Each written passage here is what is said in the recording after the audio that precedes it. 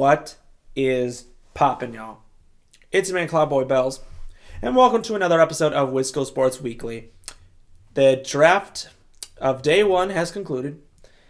Packers have drafted Jordan Morgan, offensive tackle out of Arizona, with the 25th overall pick.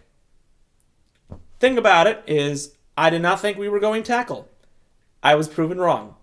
We never go tackle in the first round. We have gone defense. Defense. Pretty much the last decade was defense. Except Jordan Love, obviously. I don't think we've drafted a tackle in some time. I can't remember the last time we drafted. I think wasn't it Bulaga? I don't know. Whatever. But it's been a while. And drafting a tackle in the first round, I think, was a bit of a shock. I said they should have did it last year. I think the people they wanted were gone, which is why they didn't. But this Jordan Morgan guy could honestly be a very underrated pick. You know, all the guys that everybody anticipated were going to be there they're already gone. Jordan Morgan was someone that was sliding into the first round and the second round. He could have been a day one pick. You know, if obviously the only thing that obviously was holding him back from being a real top pick was I think he tore his ACL back in like 2022, so he missed that season. But his final season with Arizona, pretty much he won the Pac-12, all Pac-12.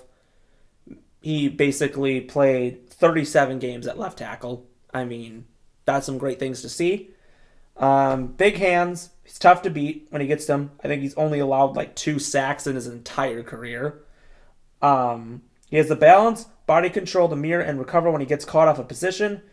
When he gets into position, he gets and walls off defenders in the run game. He has short arms for an offensive tackle and need to move to guard. But he still has the frame and skill set to quickly develop into a starter there. That is what Steve Munich said. Christian Darrisaw was his pro comparison. So, obviously, what I believe is going to happen is this guy will likely be the starting left tackle. This is David Bakhtiari's replacement. Right now, we have Rasheed Walker and Zach Tom at our tackles. And then we just signed Andre Dillard to a 1-year deal. Right now, of course, Zach Tom is potentially moving to center after Josh Myers departs next year. And that would obviously move Rasheed Walker to right tackle. And then he would obviously take that left tackle spot. This is a future pick. This is a guy that's going to develop into a big time player. And with the Packers love the versatility up front. And Gutekunst has not missed, ever since he's taken over, he has not missed with drafting quality offensive linemen. He got Elgin Jenkins, he got Zach Tom, John Runyon. You know, those were some great names. And obviously now we have a guy in Jordan Morgan who hopefully can fit the mold as stud offensive lineman.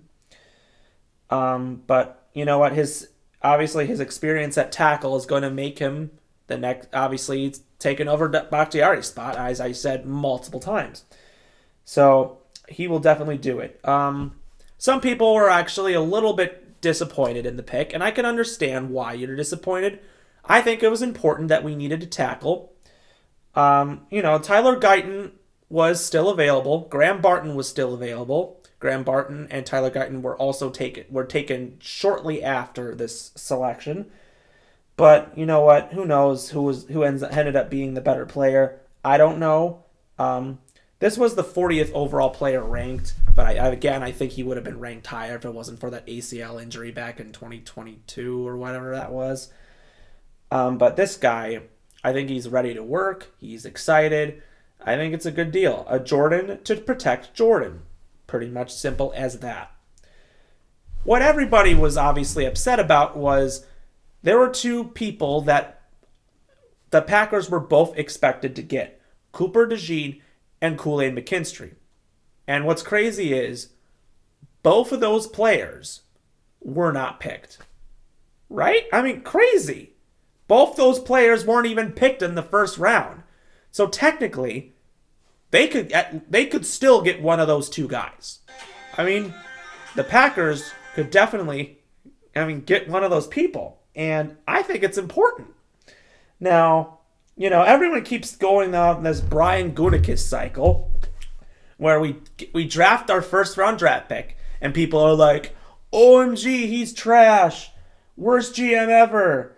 Makes amazing second round picks. Next thing you know, let Goody cook. And then it's just, it's the same cycle every year. Now I got my list of players that could have been first round picks or second round picks, but people here are still available.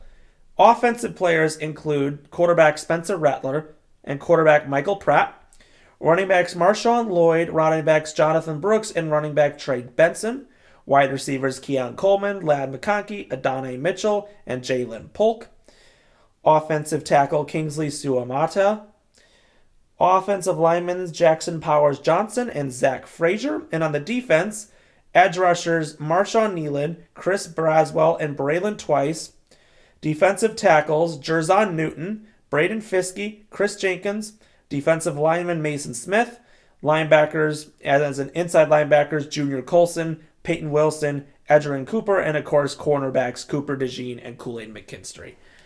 There are still plenty of options available for day 2. The Packers, they have pick 41, I believe, and that is 9 picks into the second round. I feel like the Packers can still get one of those two guys. Cooper DeJean and Kool-Aid McKinstry are both people that they could get in the second round. And if they're available, they can still go after them. Also, obviously, tons of safeties are available. Obviously, a lot of guys that, are going to be available. I mean, Tyler Nubin, Cameron Kitchens, and Jaden Hicks is, of course, the guy I want. Lots of safeties, lots of linebackers, lots of corners. I think day 2 is going to be full of that position. We have 4 picks tomorrow, and I trust Gutekunst enough where we're going to be able to get the people that we need to fill in the defense. The void. We need to, obviously, we got to find our replacements for those safeties. We got to maybe get a corner for the future, a replacement at linebacker. And who knows? Other positions, they might fill them too, because honestly, you never know. You never know what Brian Gutekunst wants to do. I mean, that's the whole point of the draft. Or he could trade up, with the ninth pick. If the Packers really want one of those guys, as in Cooper DeJean and Kool-Aid McKinstry, they could trade up. It's very possible. They had to do that in order to get Christian Watson 2 years ago, and we knew there were no really good receivers left. They had no choice but to get Watson. They had to trade up so they could get him, and that was really the only thing they could do. But in the meantime, very happy and very pleased that the Packers were finally able to get a tackle. If you hate the pick, I'm sorry. Jordan Love needs protection. What else are you going to do? I don't really have to complain. It's a safe pick. I like the pick. And we have 2 more days to select 10 more individuals that will be members of this new Packers organization. So, if you like what you see, subscribe below, comment with your thoughts. And obviously, I will be there tomorrow, probably reacting after the day 2 picks. And then sometime after the draft, I will make a video with grading each pick. So that's how it is. Go Pack Go. We will see you next time.